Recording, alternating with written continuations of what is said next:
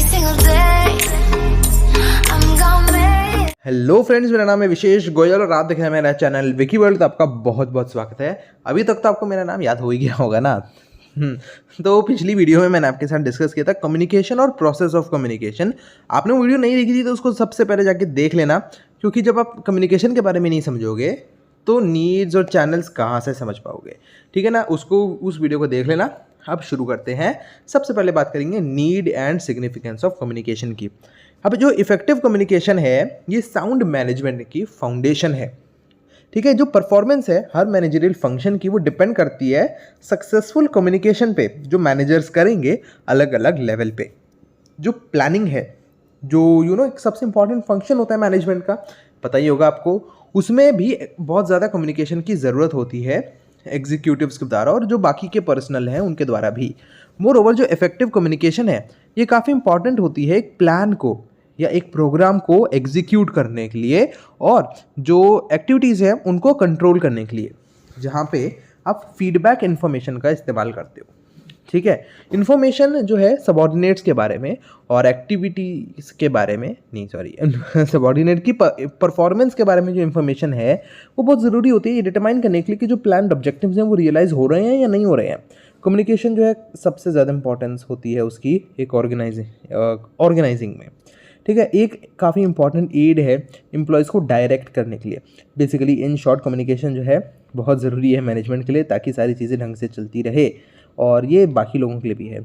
इसीलिए Chester Barnard ने कहा है, the first executive function is to develop and maintain a system of communication. बहुत ईजी लाइन थी, समझ गए होंगे। इस डिस्कशन से हम ये कह सकते हैं कि कम्युनिकेशन जो है इंडिस्पेंसिबल प्रोसेस है इफेक्टिव मैनेजमेंट के लिए। जो रोल है कम्युनिकेशन का उसको हम कुछ पॉइंट्स में समराइज कर सकते हैं। 10 पॉइंट्स है। पहला पॉइंट कहता है बेटर प्लानिंग। कम्युनिकेशन जो है क्वालिटी ऑफ प्लानिंग इंप्रूव कर देता है। जो मैनेजमेंट है उसको सजेशंस और कमेंट्स मिलते हैं सबॉर्डिनेट से और वो इन्फॉर्मेशन भी गैदर करते हैं एक्सटर्नल सोर्सेज से। ये इंश्योर करता है कि जो इफेक्टिव प्लान्स का फॉर्मुलेशन है, मतलब कि जो इफेक्टिव प्लान्स हैं वो अच्छे तरीके से फॉर्मुलेट हो रहे हैं पूरी ऑर्गेनाइजेशन में।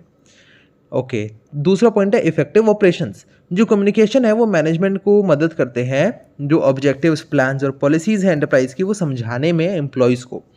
ये इनेबल करता है वर्कर्स को समझने के लिए कि उनकी क्या जॉब रिस्पॉन्सिबिलिटीज़ हैं, वो सही से समझ पाते हैं, कंपनी के ऑब्जेक्टिव्स और प्लान से रिलेट कर पाते हैं। एज अ रिजल्ट यहाँ पे इफेक्टिव इम्प्लीमेंटेशन होता है कंपनी के प्लान्स का। तीसरा पॉइंट है डिसीजन मेकिंग। एक मैनेजर जो है वो बेटर डिसीजन कब ले सकता है, जब उसे ज़रूरी इंफॉर्मेशन मिलती है अलग अलग सोर्सेज से। वो डेवलप करेगा अलग अलग ऑल्टरनेटिव्स और उनको सिस्टमैटिकली इवेल्युएट करेगा। जो क्वालिटी है डिसीजन की वो डिपेंड करती है क्वालिटी ऑफ इंफॉर्मेशन पे जिस पे वो बेस्ड है। फोर्थ है कंट्रोलिंग। जो कम्युनिकेशन है वो मदद करती है कंट्रोलिंग में। कैसे? वो जो परफॉर्मेंस है सबॉर्डिनेट्स की उनको उसकी इन्फॉर्मेशन मैनेजर तक पहुंचाती है। अगर इन्फॉर्मेशन जो मिलती है मैनेजर को रिवील करती है कि सबॉर्डिनेट की performance up to the mark नहीं है, तो वो करेक्टिव एक्शन ले पाता है इमीडिएटली। फिफ्थ पॉइंट है कोऑर्डिनेशन। जो मेजर रिक्वायरमेंट है कोऑर्डिनेशन अचीव करने की वो है इफेक्टिव कम्युनिकेशन सिस्टम की प्रेजेंस। जो टॉप मैनेजमेंट है वो अपनी पॉलिसीज, ऑब्जेक्टिव्स, प्रोग्राम्स जो है लोअर लेवल्स तक कम्युनिकेट कर पाते हैं और इन टर्न उनके रिएक्शन, सजेशन और रिपोर्ट्स ला पाते हैं लोअर लेवल से, उनको मिल जाती हैं। इससे क्या है, एक्टिविटीज़ का इंटीग्रेशन होता है अलग अलग लेवल्स पे ऑर्गेनाइजेशन में। 6 पॉइंट है मोटिवेशन। कम्युनिकेशन जो है वो सबॉर्डिनेट्स को मोटिवेट करने में काम आती है और उनसे कोऑपरेशन पाने के लिए भी। जो मैनेजर है वो अपने सबॉर्डिनेट्स को मोटिवेट कर सकता है ताकि वो एप्रोप्रिएट शब्दों का इस्तेमाल करें उनकी परफॉर्मेंस को बढ़िया बताने के लिए या जो भी है उनको रिव्यू देने के लिए। जो क्लियर कट इंस्ट्रक्शंस है मैनेजर के द्वारा वो काफ़ी मदद करती हैं सबॉर्डिनेट्स को मोटिवेट करने में। 7th पॉइंट है बेटर ह्यूमन रिलेशंस। कम्युनिकेशन जो है एक प्रॉपर अंडरस्टैंडिंग डेवलप करती है सुपीरियर और सबॉर्डिनेट के बीच में। इससे जो है ऑर्गेनाइजेशन में कॉन्जीनियल ह्यूमन रिलेशंस आते हैं। 7th है एम्प्लॉयज़ पार्टिसिपेशन। कम्युनिकेशन काफ़ी इफेक्टिव डिवाइस है इंश्योर करने के लिए कि एम्प्लॉयज़ पार्टिसिपेट करते हैं डिसीजन मेकिंग प्रोसेस में। मैनेजमेंट जो है वो वर्कर्स को कंसल्ट कर सकती है और उनके सजेशंस ले सकती है और उनको सजेशन दे भी सकती है, मतलब वैसे तो लेते हैं डिसीजन लेने से पहले। नाइन्थ पॉइंट है फैसिलिटेशन ऑफ चेंज। कम्युनिकेशन जो है चेंज फैसिलिटेट करता है on the part of employees, ताकि और इसे कैसे होता है वो कि नेसेसरी इंफॉर्मेशन शेयर करी जाती है कि क्या चेंज आने वाला है, और उनकी जो इफेक्टिव कोऑपरेशन है उसको सिक्योर करके। 10th और लास्ट पॉइंट है पब्लिक रिलेशंस। इफेक्टिव कम्युनिकेशन जो है एक्सटर्नल ग्रुप्स के साथ, जैसे share holder, customers, suppliers, trade union, press और गवर्नमेंट, ये काफ़ी इंपॉर्टेंट होते हैं मॉडर्न बिजनेस के लिए। ये जो है गुड पब्लिक इमेज बना सकती है किसी भी बिजनेस के लिए। ठीक है, अब सेकेंड टॉपिक की तरफ बढ़ते हैं, वो है चैनल्स ऑफ कम्युनिकेशन। अभी एक चैनल ऑफ कम्युनिकेशन एक ऐसा पाथ है, एक रास्ता है जिसके थ्रू इंफॉर्मेशन फ्लो करती है ऑर्गेनाइजेशन में। अलग अलग चैनल्स यूज़ किए जाते हैं ऑर्गेनाइजेशन में, और वो उसके और कम्युनिकेशन नेटवर्क का हिस्सा बनते हैं। जो चैनल ऑफ कम्युनिकेशन इसमें फॉर्मल भी होते हैं और इनफॉर्मल भी होते हैं। सबसे पहले बात करते हैं फॉर्मल कम्युनिकेशन की। जो कम्युनिकेशन का रास्ता जो ऑफिशियली डिटरमाइन किया गया है मैनेजमेंट के द्वारा, ये फॉर्मल चैनल ऑफ कम्युनिकेशन होता है। ये ना लोगों की जो कम्युनिकेटर जो है और जो रिसीवर है उनके स्टेटस और पोजीशन से रिलेटेड होता है, उनसे कनेक्टेड होता है, एसोसिएटेड होता है। फॉर्मल कम्युनिकेशन जो है रिलेशनशिप जो है अलग अलग पोजीशन के बीच में उनको इन्फोर्स करता है। ये सपोर्ट लाता है स्केलर चेन ऑफ ऑर्गेनाइजेशन से। इसमें जनरली 3 डायरेक्शंस होती हैं, डाउनवर्ड, अपवर्ड और हॉरिजॉन्टल। ये जो चैनल्स हैं जो अलग अलग पर्पस के लिए यूज़ किए जा रहे हैं, इनको बाद में डिस्कस करेंगे। ये सिग्निफिकेंट है ये बताना कि जो पहले 2 चैनल्स हैं वो वर्टिकल हैं, ठीक है, और तीसरा तो है ही हॉरिजॉन्टल। तो जो इंपॉर्टेंट रिक्वायरमेंट्स है फॉर्मल कम्युनिकेशन नेटवर्क की वो ये हैं 4 पॉइंट्स। पहला कहता है कि इंफॉर्मेशन डिटरमाइन करना कि क्या कम्युनिकेट करनी है और इंसान की जिसको कम्युनिकेट करनी है। दूसरा, इंफॉर्मेशन एक्यूरेटली ट्रांसमिट हो रहा है, एक्यूरेटली ट्रांसमिट करना और अप्रोप्रिएट टाइम पे। तीसरा, प्रोसेस करना और इंटरप्रेट करना डेटा को फीडबैक देने से पहले। और फोर्थ, रिकॉर्ड्स इंफॉर्मेशन को मेंटेन करना टिल रिक्वायर्ड। बात करते हैं सिग्निफिकेंस ऑफ फॉर्मल कम्युनिकेशन। जो डाउनवर्ड कम्युनिकेशन है ये इस्तेमाल में लाई जाती है ऑर्डर्स और इंस्ट्रक्शंस देने के लिए, इन्फॉर्मेशन पास करने के लिए, या फिर जो सबऑर्डिनेट है उनके एटीट्यूड्स और बिहेवियर को इन्फ्लुएंस करने के लिए। अपवर्ड कम्युनिकेशन जो है ये किस लिए इस्तेमाल करी जाती है? रिपोर्ट करने के लिए, इन्फॉर्म करने के लिए, रिक्वेस्ट और सजेस्ट करने के लिए। इसको ऐसे भी आप यूज़ कर सकते हो कि जो डिसीजंस हैं उनको इन्फ्लुएंस करने के लिए, और कुछ एक्शन या डिसीजन जो है जो मैनेजमेंट लेती है उसके खिलाफ प्रोटेस्ट करने के लिए। हॉरिजॉन्टल चैनल्स जो हैं ये यूज़ होते हैं इन्फॉर्म करने के लिए और कोऑर्डिनेट करने के लिए। ये सारे चैनल इक्वली इंपॉर्टेंट है किसी भी ऑर्गेनाइजेशन की प्रॉपर फंक्शनिंग के लिए। एक वेल ऑर्गेनाइज्ड कम्युनिकेशन सिस्टम में जो अपवर्ड कम्युनिकेशन है उसे इतनी ही इंपॉर्टेंस दी जाती है जितनी डाउनवर्ड कम्युनिकेशन को।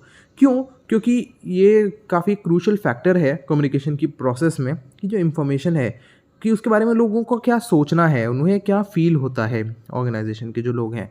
अनलेस अपवर्ड कम्युनिकेशन जो है उसको आप एनकरेज करते हो और उसको अच्छे से नोट करते हो तो डाउनवर्ड कम्युनिकेशन जो है फुल्ली इफेक्टिव नहीं होती है। ठीक है, अपवर्ड कम्युनिकेशन जो है अपॉर्चुनिटी देती है वर्कफोर्स को कि वो मैनेजमेंट को इन्फॉर्म करे कि उन्हें क्या लगता है, उनकी क्या फीलिंग्स हैं, कुछ इंप्रूवमेंट सजेस्ट करनी है मेथड ऑफ वर्क में। और मैनेजमेंट को भी मदद करता है कि वो प्रॉब्लम लोकेट कर सकें कि ऑर्गेनाइजेशन में किस किस एरिया में प्रॉब्लम हो रही है। अब बात करते हैं इनफॉर्मल कम्युनिकेशन की, जिसको ग्रेपवाइन भी कहा जाता है। जब एम्प्लॉयज़ जो ज़रूरी इन्फॉर्मेशन है वो हायर अथॉरिटीज़ को कम्युनिकेट नहीं कर पाते किसी भी कम्युनिकेशन बैरियर की वजह से, तो वो इनफॉर्मल चैनल्स का इस्तेमाल करते हैं। ठीक है, अब इसमें क्या डिस्टॉर्शंस हो सकती हैं ट्रांसमिशन में ऐसे मैसेजेस की कि जो ग्रेपवाइन है उसमें र्यूमर्स और गॉसिप्स भी होते हैं। ऐसे इनफॉर्मल चैनल्स जो हैं वो मैनेजर जो है उसको ढूंढ नहीं पाता है कि वो कहाँ से शुरू हुई है, और इन्फॉर्मेशन गैदर करना ना मुश्किल होता है। ठीक है, अभी क्या है कि जो ऑलरेडी इस्टेब्लिश्ड होते हैं चैनल्स, फॉर्मल चैनल, ये वो नहीं होते, बस ऐसे ही आड़े तिरछे इनफॉर्मल चैनल होते हैं। इनफॉर्मल कम्युनिकेशन है जिसको ग्रेपवाइन कहते हैं, ये कैसे आता है लोगों की सोशल इंटरेक्शन से। ये एक्सप्रेशन है उनके नेचुरल मोटिवेशन का कम्युनिकेट करने के लिए। ये काफ़ी तेज़ होता है फॉर्मल कम्युनिकेशन से अगर इसको कंपेयर करें तो। कीथ डेविस की एक स्टडी थी जिससे पता चला था कि प्लांट सुपरवाइज़र जो है उसका रात को 11 बजे एक बेबी हुआ, और अगले दिन दोपहर के 2 बजे तक ये पता चला कि जो 46% लोग वहाँ पे काम करते हैं, मतलब जितने लोग वहाँ पे काम करते हैं उसके 46% लोगों को ये बात पता थी। देख रहे हो कि रात को 11 बजे हुआ है और अगले दिन 2 बजे तक ये बात 46% लोगों को, यानी ऑलमोस्ट आधे लोगों को पता थी, और ये पॉसिबल था ग्रेपवाइन की वजह से। जो ब्रॉड फीचर्स है ग्रेपवाइन के वो ये हैं 4 पॉइंट्स हैं। पहला, इनफॉर्मल कम्युनिकेशन जो है ये नेचुरल डिज़ायर रिप्रेजेंट करता है लोगों का ऑर्गेनाइजेशन में कि वो इंटरैक्ट करें, एक दूसरे से कम्युनिकेट करें, और सबऑर्डिनेट की जो डिज़ायर है लेटेस्ट इन्फॉर्मेशन पाने की, उसे भी पूरा करता है। दूसरा, ग्रेपवाइन जो है वो काफ़ी तेज़ी से काम करता है, कई बार ऑफिशियल चैनल से तेज़ भी रहता है, इन्फॉर्मेशन जो है बहुत तेज़ी से फैल जाती है। तीसरा पॉइंट, इनफॉर्मल कम्युनिकेशन नेटवर्क जो है वो ऑफर करता है मैनेजर को कि वो देख सके कि क्या सबऑर्डिनेट सोच रहे हैं, फील करते हैं। इनफॉर्मल नेटवर्क ऑफ कम्युनिकेशन जो है काफ़ी यूज़फुल होता है सर्टेन इन्फॉर्मेशन पाने के लिए जो जनरल इंटरेस्ट में होती है ऑर्गेनाइजेशन के, और वो ऑफिशियल चैनल्स के थ्रू नहीं भेजी जा सकती। तो सर्कमस्टांसेस जैसे रहता है कि मान लो एक सडनली रिज़ाइन कर रहा है एक मैनेजर, उसको ग्रेपवाइन के थ्रू कम्युनिकेट किया जाता है, एक ताकि इम्प्रेशन ना दिया जाए कि यार कि उसने ना कुछ गलत काम किया है, अनफेयर किया है, तो इनफॉर्मल चैनल्स के थ्रू ये बात फैलाती जाती है। मेरिट्स क्या है इनफॉर्मल कम्युनिकेशन के?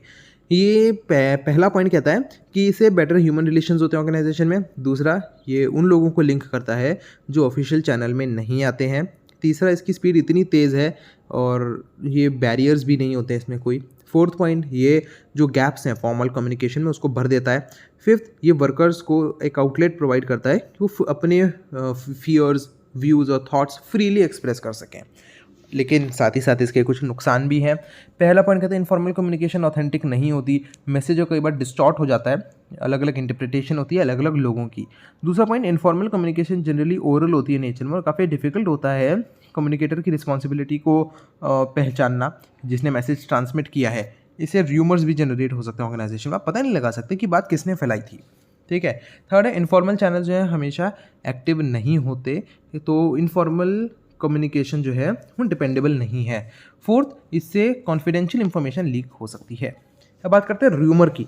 र्यूमर जो है ये सबसे ज़्यादा अनडिज़ायरेबल फीचर है ग्रेपवाइन का, और इसने जो है ग्रेपवाइन को एक बुरी रेप्यूटेशन दी है।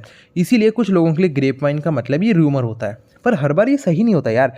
र्यूमर जो है ग्रेपवाइन इन्फॉर्मेशन का एक पार्ट है कि ऐसा होता है कि कई बार जो इन्फॉर्मेशन फैलाई जा रही है वो ऑथेंटिक नहीं है और कुछ एविडेंस नहीं है उसके स्टैंडर्ड्स के कि वही वो असली है इन्फॉर्मेशन, तो ये अनट्रू पार्ट है ग्रेपवाइन का। ये बाय चांस करेक्ट भी हो सकती है पर जनरली इनकरेक्ट होती है, तो ये जो है अनडिज़ायरेबल मानी जाती है। र्यूमर जो है कई रीज़न से आता है, हो सकता है प्लेन मलिशियसनेस हो, बट प्रोबेबली जो है सबसे ज़रूरी नहीं है ये रीज़न। मलिशियसनेस हो सकता है एक र्रीज़न। एक काफ़ी फ्रीक्वेंट केस है एम्प्लॉय की एंग्जाइटी, इनसिक्योरिटी, क्योंकि पुअर कम्युनिकेशन होती है ऑर्गेनाइजेशन में, तो उसकी वजह से भी ये होता है। र्यूमर जो है ये कई बार तब भी फैलाए जाते हैं जब लोग अपनी इच्छा मनवाना चाहते हो, मैनेजमेंट के ऊपर प्रेशर डालना चाहते हो, तो कुछ भी र्यूमर फैला देंगे। र्यूमर जो है लार्जली डिपेंड करता है इंटरेस्ट और एम्बिग्विटी पे जो हर पर्सन परसीव करता है। ये जो है चेंज होती रहती है, जैसे एक इंसान से दूसरे इंसान पे जाती है। तो जनरल थीम हो सकता है मेंटेन कर दिया जाए पर उसकी डिटेल्स मेंटेन नहीं होती हैं। जो र्यूमर है वो ट्विस्ट कर दिया जाता है, डिस्टॉर्ट कर दिया जाता है जब वो एक इंसान से दूसरे इंसान पे जाता है। ठीक है, उस मैसेज के खुद का सर लग जाता है, पंख लग जाते हैं, टेल लग जाती है अपनी जर्नी में, और इसमें बहुत सारी चीज़ें बदल जाती हैं। ठीक है, और उसकी एक नई शेप आ जाती है। जनरली हर पर्सन जो है उस र्यूमर में अपनी डिटेल्स ढूंढता है जो उसके लिए मतलब उसको लगे कि हाँ भाई ये बहुत बढ़िया बात है, और आगे वो फिर उठा के भेज देता है। तो जो बिगिनिंग में जो डिटेल्स दी गई होती हैं वो कुछ ट्रांसमिशन के बाद गायब हो जाती है, वो नई डिटेल्स आ जाती हैं उसमें, अपनी मर्जी से मसाला मिर्ची लगा के लोग आगे भेज देते हैं। तो मेजर आउटब्रेक रूमर का ये है कि वो डिवास्टेटिंग एपिडेमिक है जो एक ऑर्गेनाइजेशन में चलता है, बिल्कुल फॉरेस्ट फायर की तरह और उससे हो सकता है कई बार डैमेज भी हो जाता है। ठीक है, तो सबसे इंपॉर्टेंट प्रॉब्लम है मैनेजमेंट के लिए कि र्यूमर्स के साथ डील करना। तो इसी के बारे में डिस्कस कर लेते हैं, डीलिंग विद र्यूमर्स। एक इफेक्टिव अप्रोच है र्यूमर्स के साथ डील करने में कि आप उसके कॉजेज़ को नहीं ढूंढो, मतलब उसके कॉज को ढूंढो, ना कि उसे किल करने की कोशिश करो। भाई एक बार र्यूमर फैल गए ना तो आप उसको कैसे रोकोगे भाई, नहीं रोक सकते है ना। कोई आप उसको लोगों एक एक को जाके थोड़ी बोलोगे अरे नहीं आप जो रूमर सुन रहे हैं वो गलत है, अरे नहीं आप ये गलत सुन रहे हैं। जब कॉजेज़ का अगर आपको पता चल जाएगा तब उसको रोक दोगे, भाई इस वजह से रूमर फैलाया जा रहा है, आप उसको रोक दोगे है ना, तो लोगों में दूसरी बात फैल जाएगी कि अच्छा ऐसा नहीं है। ओके, जब रूमर के थीम पता चलता है, जब वो नोन है, एक्सेप्टेड है, एम्प्लॉयज़ जो है वो फ्यूचर हैपनिंग्स को डिस्टॉर्ट करते हैं। देखो जो मैनेजमेंट है उसे करेक्ट मैसेज जो है सही टाइम पे फैलाना है, एक र्यूमर जब स्प्रेड होना शुरू हो चुका है तो आप उसे लोगों के दिमाग में से मिटा नहीं सकते हो। सिर्फ एक ही सोल्यूशन है कि आप फैक्ट्स जो है लेकर आओ ताकि मिसकंसेप्शंस हट जाएं और जो मैनेजमेंट है उसको एक चांस मिले, हाँ भाई देखो ऐसा सही नहीं है, ये असली बात है, और फिर असली बात लोगों में फैलेगी।